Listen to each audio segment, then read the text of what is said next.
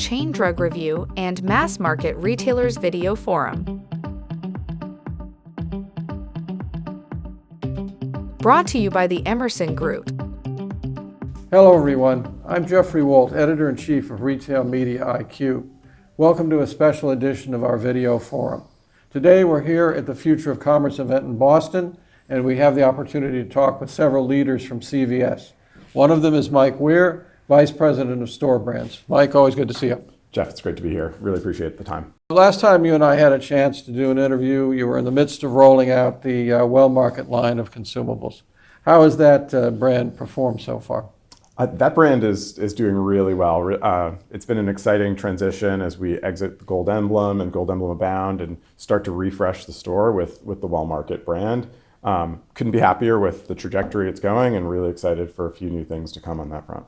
What can you tell us about the few new things? Yeah, so we've got, so there were a few things I didn't transition over right at the beginning because we did set a high bar for that brand and that product line, and our meat snacks weren't at the level that we wanted them to be for Well Market. So we'll start to see the meat snacks come out in August, and then we've kind of started to sparse in a few grocery lines here and there. We're seeing a really great repeat rate versus the Gold Emblem brand, and really excited to see how that really transforms the stores. One of my proudest moments was walking through Copley Center with my daughter and wife and seeing the entire window of the mall filled with the Well Market brand and the colors that brought to liven up the store. What lessons have you learned from the experience of reformulating Well Market, creating that brand, that you might apply to other aspects of CVS's private label business? Yeah, so that brand launch was, yes, part formulation, but I think it was more than anything a brand repositioning and a packaging design that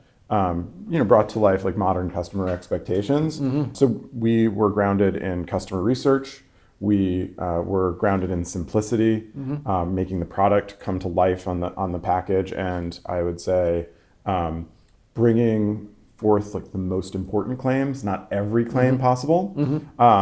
And so our team has kind of now created a culture where we're doing that with our other brands. And I think we'll talk a little bit more about the CVS refresh here, but we've applied a lot of what worked really well to how we're thinking about evolving the CVS brand. Can you give us any insight on that, or is that a work in progress? I will give you plenty of insight on Okay, that. please do. Absolutely. So we embarked on the CVS brand refresh a few years ago now. As Well Market was starting to roll out, we had the bandwidth to say, okay, now's the time for our CVS brand refresh. We had not refreshed the brand in over 10 years. So we worked with a few outside agencies to design and develop multiple concepts that we then iterated with customer research, customer feedback, to narrow down to like what is the best option to evolve such an important brand for our store. We know that this is a highly trusted brand. It's the largest brand in the store by far. I think 92% of customers rate this as a highly trusted and high quality brand. While we saw the opportunity to refresh the brand, we also knew that this was something that we need to go be thoughtful on and have a really distinct approach to it. So we narrowed down to one style. I can talk more about that style and how we've landed on it. There was one overarching goal, which was to have customers walk out of the store with confidence that what they purchased is going to be as effective, as safe, and meet all the expectations they have. And we know that what we put inside those bottles, inside those packages, is of a really high quality. We set a really high standard for that. And what we wanted to do is bring that out onto the package itself and really tell customers about the product quality that we know is inside the bottle. So we had three goals. One, elevate the brand. Two, bring that quality perception out onto the front of the package.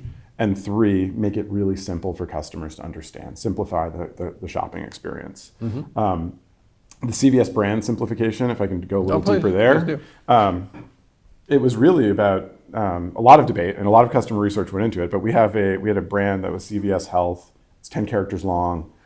That brand logo on a small package of ibuprofen or something like that really kind of was getting muted on the shelf. And so we work to understand with customers, what would they see and how would they feel about the brand. And what we knew is that CVS is synonymous with CVS Health, and CVS is the store, and we're a physical manifestation of what that store shopping experience is. So it's really intuitive for customers to shorten the brand name to CVS, Heart CVS, and make it bigger and louder on the package. So we have CVS really prominent in the center of the package and a much larger font than we did before. Two, we worked to elevate the quality perception. And what that meant was about bringing product imagery to the forefront. Where we can and where it makes sense, not everywhere, but where it makes sense, we bring product imagery and flavor imagery to the white space above the product line that helps customers navigate what can be complicated categories, and also inspires them to kind of enjoy the product. I haven't seen them yet, but I know that our bandages are going to look phenomenal in this new look and feel. And then the last part we did was really try to simplify the experience, really challenge ourselves, like what matters to the customer? Is this word or this phrase helping a customer find the product they want and giving them confidence to make the purchase? I think we've done that. We've really reduced some of the characters, and then I think complementing that with the product imagery has really helped customers find exactly what they're looking for in a really convenient way. And like I said, give them confidence that what they bought, what they picked up off the shelf is going to work at home. And what has been the consumer response so far? So far it's in early innings. We started with ibuprofen and acetaminophen. We rolled out about 68 of those items so far, have started to hit shelves, and now we're starting to release other artwork across the portfolio of 3,000 items. So we have a long way to go. There's no sales to report, but what I can tell you is that we're seeing a pretty high percentage of our sales now converting to the new artwork, and we're seeing like a positive trend. So no issues from a customer experience perspective, and we're hoping that as the refresh takes hold, we'll see a positive sign. Assuming all goes well, how long will it take to get to all 3,000 items? If all goes well, we should be largely complete by the end of 2026. Okay. And I think we'll have a good part of the OTC catalog beginning to flow through by the end of the year. You'll start to see more cold medicine, more allergy medicine as the weeks and months go by in our stores. It's all a flow behind, so the transition will happen naturally, but you can start to see it taking shape in the earliest categories we've released, which is ibuprofen and acetaminophen. You can start to see that more and more of those shelves as we walk into the stores are feeling like the new brand already. Consumers are constrained today a little bit, I think, and still nervous about inflation and such. How is that helping the private label business? Yours particularly, but in general?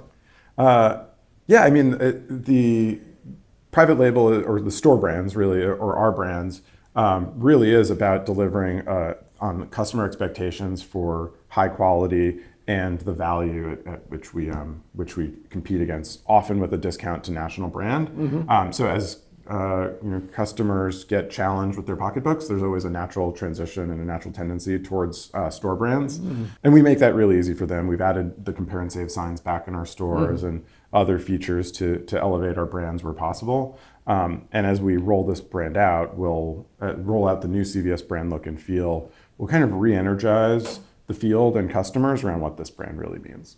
Is the goal, when you get a consumer to buy a store brand, to be so satisfied with it that they're not going to think about going back to a branded product? So I think we want to give customers choice. Like, we know customers love national brands, we know customers love store brands. Our goal is to ensure that across the thousands of items in that portfolio, we're delivering on a great experience each and every day. If I have a customer who had a negative experience in one category, that can deliver a negative brand impression across the entire portfolio. I'd like to flip that and say, how do I exceed and deliver really positive experiences across the entire portfolio and really raise the brand? Our goal is to make customers a repeat CVS purchaser, both for the store and obviously for our brands. Final question for you, Mike.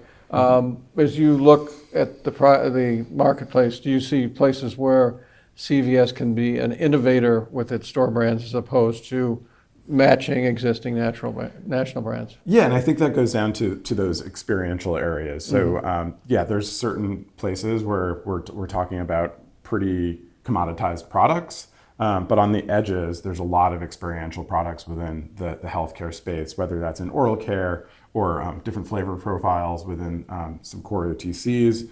Maybe it's even the bite feel of a particular gummy vitamin. So we're constantly evaluating all of the experiential areas and where can we invest energy and partner with suppliers to deliver and exceed national brand expectations. That's exciting stuff, and congratulations on your success recently. Thank you. Really Thanks so appreciate much. it.